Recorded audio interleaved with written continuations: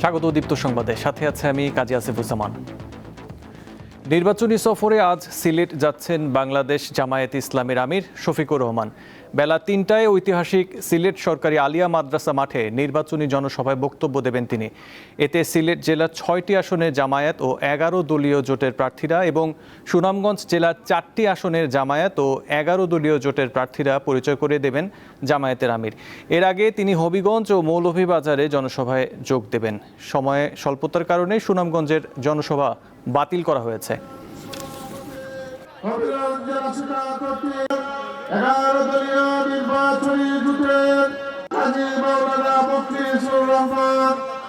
BNP chairman Tarique Rahman আজ উত্তরাঞ্চলের 3 জেলায় যাচ্ছেন। প্রথমে ঠাকুরগাঁও, এরপর নীলফামারী হয়ে দিনাজপুরে যাবেন তিনি। সেখানে জনসভা শেষে নানা নানি ও খালার কবর জিয়ারত করবেন বিএনপি চেয়ারম্যান।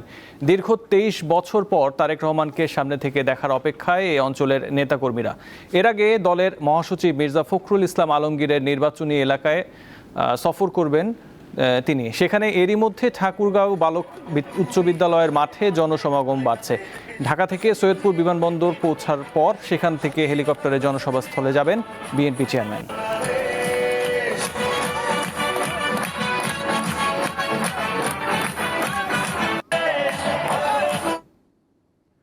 দর্শক, বিএনপি চেয়ারম্যান তারেক রহমানের নির্বাচনী জনসভার খবর জানাতে এবার ঠাকুরগাঁও থেকে যুক্ত হচ্ছেন সহকর্মী মঈনুদ্দিন তালুকদার হিমেল।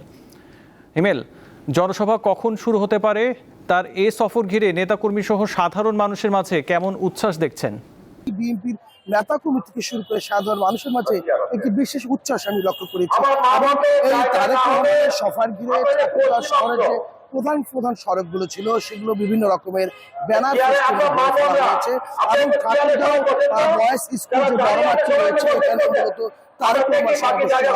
আমি বিএনপি সূত্রে জানতে পেরেছি যে ঠিক 10:30টার সময় তারেক রহমান সৈয়দপুর বিমানবন্দর অবতরণ করবেন এবং সেখান থেকে হেলিকপ্টার যোগে ঠাকুরগাঁও স্টেডিয়ামে এসে নামবেন এবং ঠিক 11:30টার সময় তিনি ঠাকুরগাঁও বালক উচ্চ বিদ্যালয়ে বড় মাঠের এই যে প্রস্তুত করা মঞ্চে এসে তিনি বক্তব্য রাখবেন।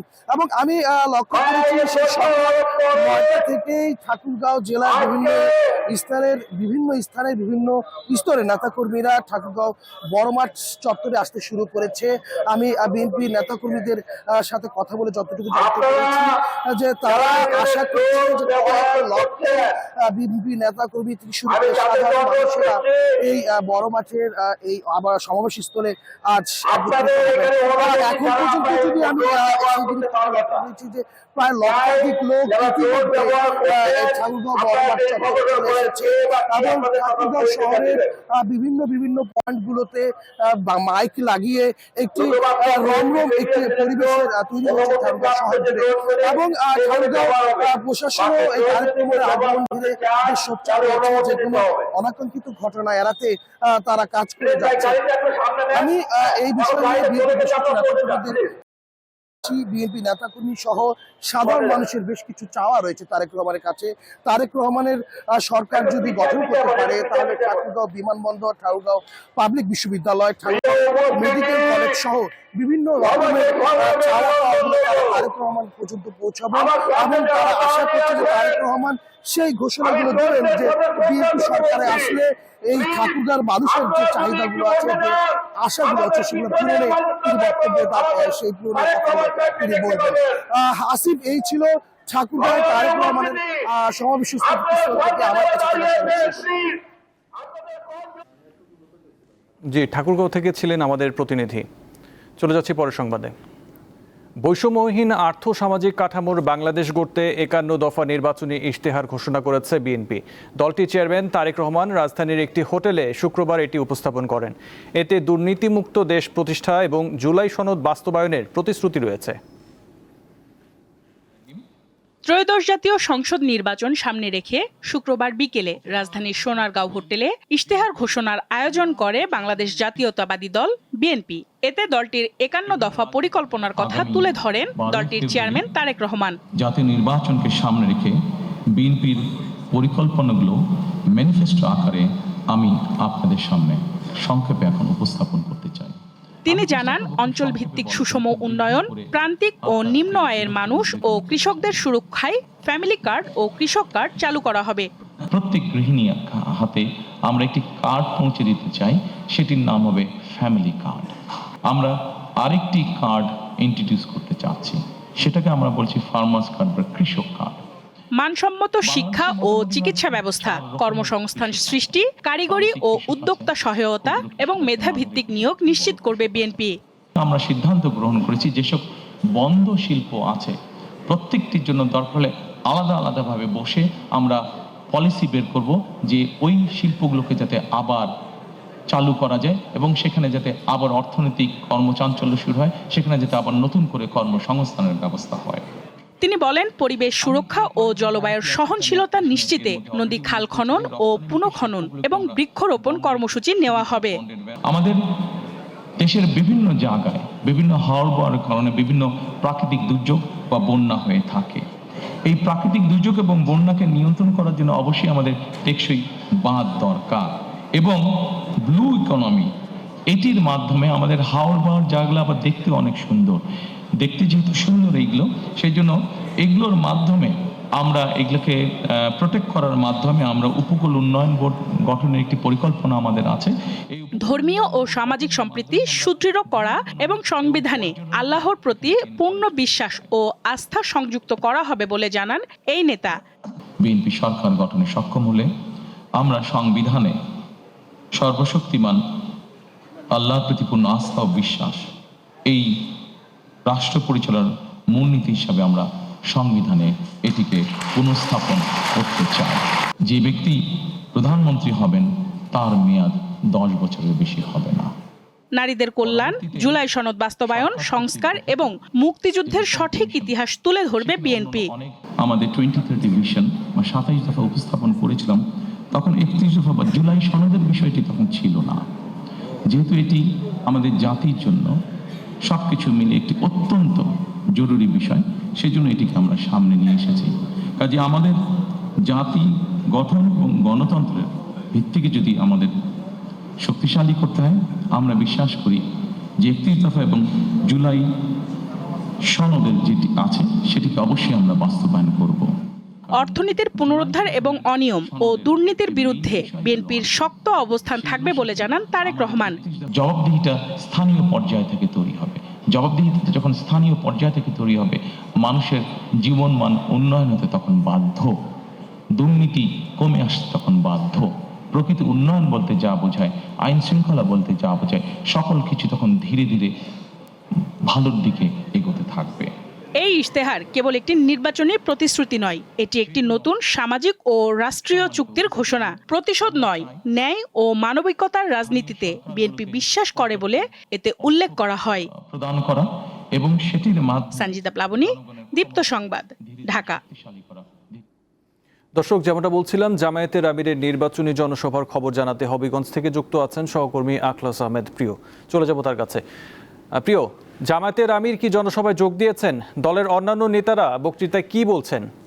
আমরা দেখেছি যে সকাল থেকেই কিন্তু ডক্টর শফিকুর রহমানকে দেখার জন্য যে নেতা কর্মীরা কিন্তু এই শহরের নিউ ফিল্ডে কিন্তু জড়ো হয়েছেন। বিশেষ করে 11 দলীয় জোটের যে নেতা কর্মীরা হবিগঞ্জ জেলার 9টি উপজেলা এবং 4টি আসনে প্রার্থী এবং তাদের সমর্থকরা কিন্তু এই সমাবেশ স্থলে এসে কিন্তু এখানে উপস্থিত হয়েছে। আমরা যতটুকু জানি যে জেলা জামাত আমাদের যেটা নিশ্চিত করেছিল যে আজকের এই সমাবেশ ঘিরে কিন্তু তারা সর্বোপরি সার্বিক পরিস্থিতি কিন্তু তারা স্বাভাবিক রয়েছে এবং তাদের যে প্রস্তুতি কিন্তু তারা সম্পন্ন করেছে।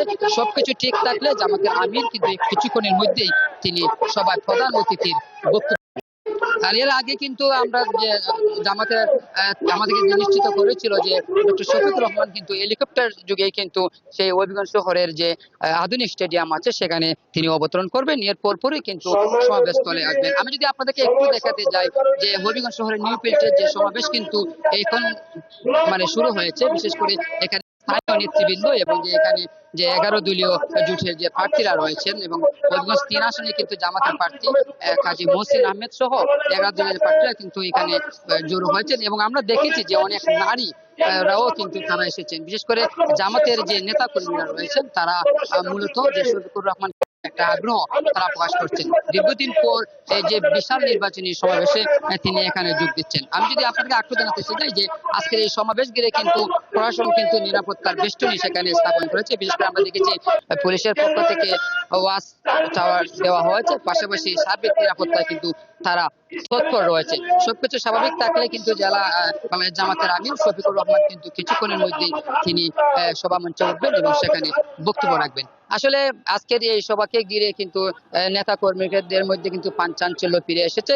তারা মনে করছেন যে ডক্টর শফিকুর রহমানের এই সভাকে ঘিরে যে জামাতের যে রাজনীতি অনেকটি প্রসার হবে এবং তারা ইসলামিক মানবিক রাষ্ট্র গঠনে সক্রিয় ভূমিকা রাখবেন বলে তারা জানিয়েছেন। সিলেট থেকে জামায়াত ইসলামের খবর জানাচ্ছিলেন আখলাক আহমেদ প্রিয়। লেনদেনের চাঙ্গাভাবের মধ্যে দিয়ে আরও একটি সপ্তাহ পার করল দেশের পুঁজিবাজার। ঢাকা স্টক এক্সচেঞ্জ ডিএসইতে এক সপ্তাহের ব্যবধানে বাজার মূলধন বেড়েছে প্রায় 4,476 কোটি টাকা। সপ্তাহ শেষে ঢাকায় গড় লেনদেন গিয়ে দাঁড়ায় 668 কোটি টাকার মতো। দেশের প্রধান পুঁজিবাজার ঢাকা স্টক এক্সচেঞ্জ ডিএসসিতে গত সপ্তাহের প্রথম কার্যদিবসেই লেনদেন 500 কোটি টাকা ছাড়িয়ে যায়। সপ্তাহের বাকি কার্যদিবসগুলোতে লেনদেন বাড়তে থাকে, ফলে এই সময় ডিএসসিতে গড় লেনদেন গিয়ে থাকে 668 কোটি টাকায়। একই সময়ে মোট বাজার মূলধনের পরিমাণ বেড়ে যায় 4,476 কোটি টাকা। প্রায় সপ্তাহ জুড়ে সূচকের তেজিভাব ঢাকা স্টক এক্সচেঞ্জের প্রধান সূচক ডিএসইএক্স সূচককে 5,200 পয়েন্টের ওপর নিয়ে যায়। ফলে সপ্তাহ শেষে ডিএসইএক্স সূচকের পরিমাণ দাঁড়ায় 5,234 পয়েন্টে। সব মিলিয়ে বাজারের এই ধারাকে ইতিবাচক হিসেবেই দেখছে ব্রোকারেজ হাউসগুলো। আমরা নির্বাচনে যত কাছাকাছি আগাচ্ছি আমাদের পুঁজিবাজার কিন্তু ততই চাঙ্গা হয়ে আসছে এবং গত সপ্তাহে কিন্তু আমরা এটাই কিন্তু একটা দেখেছি এবং এখানে আমরা দেখতে পাচ্ছি যে 4 কার্যদিবস ছিল, এর মধ্যে কিন্তু 3 কার্যদিবসই পজিটিভ গিয়েছে। শুধু বৃহস্পতিবার মার্কেটটা একটু ডাউন হয়েছে, বাট ওভারঅল যদি উইকলি বলি আমাদের কিন্তু 80 পয়েন্ট বৃদ্ধি পেয়েছে। জাতীয় নির্বাচনের পর বাজার আরও স্থিতিশীল হবে বলে আশা করছেন বিশ্লেষকরা। এছাড়া শেয়ার বাজারে বিনিয়োগকারীদের স্বার্থে দ্রুত আইপিওর মাধ্যমে ভালো ভালো কোম্পানি বাজারে নিয়ে আসতে কার্যকর উদ্যোগ গ্রহণের পরামর্শ দিচ্ছেন তারা।